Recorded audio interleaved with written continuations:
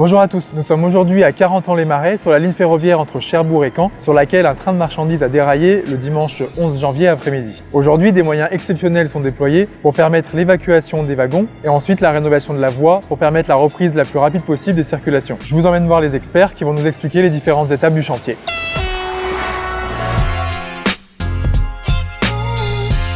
Bonjour messieurs, donc vous êtes les experts sur ce chantier, est-ce que vous pouvez nous présenter un peu ce que vous y faites? On a été appelé sur le chantier dans un premier temps pour estimer la durée, la technique qu'on allait employer. Cette phase nous a pris 4 jours. Et quelles sont les étapes très concrètement? La première partie, c'est la queue du train qui, à l'heure où je vous parle, est déjà à Cherbourg. Après, il y a une deuxième phase qui est de décharger les camions sur les wagons qui sont le plus avariés, les wagons qui sont inaptes à la circulation. On les a stockés derrière pour après être évacués et ferraillés. Et une autre phase qui va consister à évacuer toute la tête de train vers Lison. Combien d'agents sont mobilisés sur ce chantier? Alors on a à peu près 25 agents d'SNCF Voyageurs mobilisés. Ils viennent de Rennes, de Rouen, de Dijon, de la région parisienne et sur des très grosses amplitudes de travail. Toi Johan, tu es un peu vu comme le chef d'orchestre du chantier. Est-ce que tu peux nous expliquer quel est ton rôle? Donc moi mon rôle c'est de faire évoluer ces deux grues à la même vitesse et en toute sécurité. On n'est pas habitué à travailler à deux grues. La complexité c'était de décharger les camions avec les deux grues et d'évoluer jusqu'ici pour les décharger. Et c'est particulièrement exceptionnel d'avoir deux grues mobilisées comme ça sur un chantier?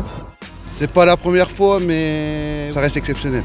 Généralement, lorsque la grue elle sort, c'est qu'il y a vraiment un gros incident. 95% des interventions se font au poids lourd ou au wagon de secours. Et en quoi cette situation est exceptionnelle? Elle est exceptionnelle par l'ampleur des dégâts. De la longueur du déraillement, et en plus on est dans une courbe, et en plus il y a un pont rail. La difficulté, c'est que c'est des wagons articulés. L'autre difficulté, c'est que c'est des wagons qui sont tous liés ensemble de manière permanente. Donc toute l'évacuation se fait un par un.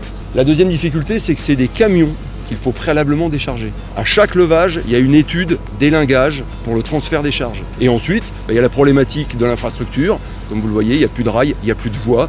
Et c'est des opérations pour lesquelles il faut être très vigilant.